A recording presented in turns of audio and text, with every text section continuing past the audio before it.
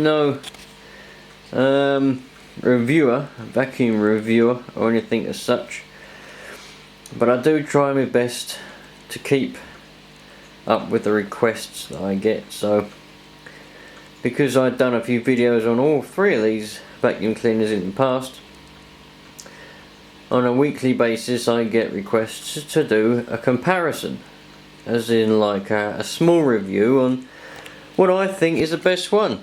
I mean, it's no secret, I've said to you all before in the past, my favourite one is the Sebo. It's just a shame that it's dead and I can't repair it. As I've had the Kirby, the longest one I've had is the Dyson, right? And I like that Dyson, that DZ40. I do find that picks up the most dirt.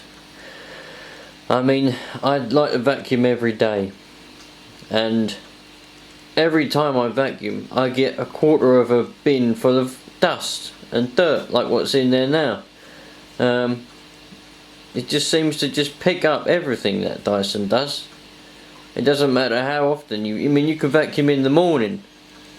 You vacuum in the morning you can, and then you can empty the bin, you got a clean bin, and then you can vacuum last thing at night, one of the last things at night, and just throughout that day you'll get about a quarter of a bin full of dust and dirt. That's a great vacuum.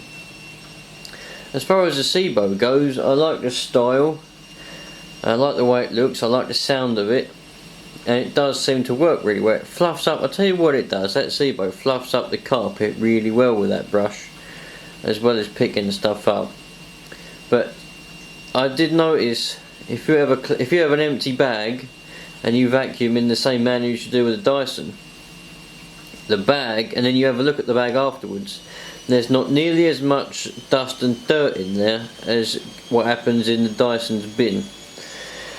So to me that indicates that it's not picking up in the same manner, not picking up quite as well.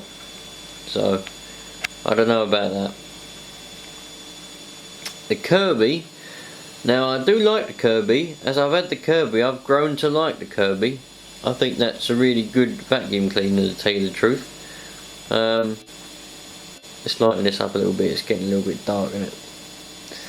So that does tend to pick up really well, but it's exactly the same thing as what happens with the Dyson, right? If you vacuum in the same manner and with an empty bag, and then you look at the bag afterwards, there is nowhere near as much stuff in there as what's in the Dyson. So my personal experience with the comparison for all three, like is what most of you wanted. As far as picking dust and dirt up goes, the Dyson wins. Yeah, the Dyson wins. It just seems to pick everything up, you know. Like I just said, you can vacuum as much as you like and you'll always get a load of, unless it has some kind of clever device that magically magics up dirt and puts it in the bin, so it fools you into thinking, wow, I'm picking up all this stuff from my carpet, but it ain't really, which is unlikely. The Dyson picks everything up, all that dust and dirt from deep down in the carpet. But in my opinion, for looks and design, and also build quality as well, apart from the fact that it is broken, and it's still broken, and I've replaced loads of parts and it's still broken, and I've only had it about, well, only had it about a month when it broke, but it feels good quality. I prefer the design of it out of all three, and the colours out of all three. Is the Sebo. I really like that Sebo. I'm glad I got it, but it's just a pain in the arse that it's broken and I can't fix it. I know I keep saying it, but it's really disappointing. Really is. It's my favourite vacuum cleaner and it's broken. But then you got the old Kirby. That is really, it's probably the most expensive out of all three, you know what I mean? You got cheapest one, then you got the mid-range one out of all these three here, and then you got, I believe when these were new, these were like £1,000. I think they were like £1,000 when they were new, but that's from 1981. Back in 1981, you had £1,000 to spend on a vacuum cleaner, you were a millionaire, probably. But I don't know how much they are nowadays. I don't know. They don't sell them ones anymore, do they? But However much a new Kirby is now, I don't know, 400 quid perhaps? I really have no idea. But build quality, that's made out of metal. Mostly metal, aluminium and other bits of metal. Whereas all the other two here are made out of plastic. But this is made out of metal and it really does feel sturdy. Apart from that handle keeps coming loose. No matter what I do to it, it keeps coming loose. But the rest of it's good quality. So I hope that's alright for you lot, the ones that really wanted the comparison, because you know what I mean, I'm not a vacuum cleaner or appliance reviewer. I just like to make videos of random things that I get because I think it'll be fun. But that's me comparison for you.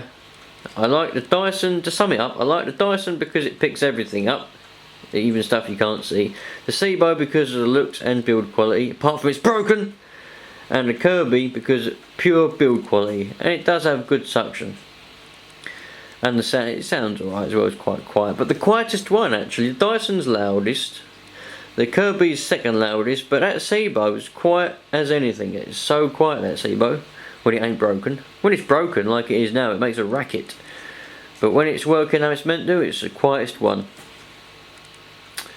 So there we go, my friends. I hope that sums it up, and I hope you're all happy now. Sweet.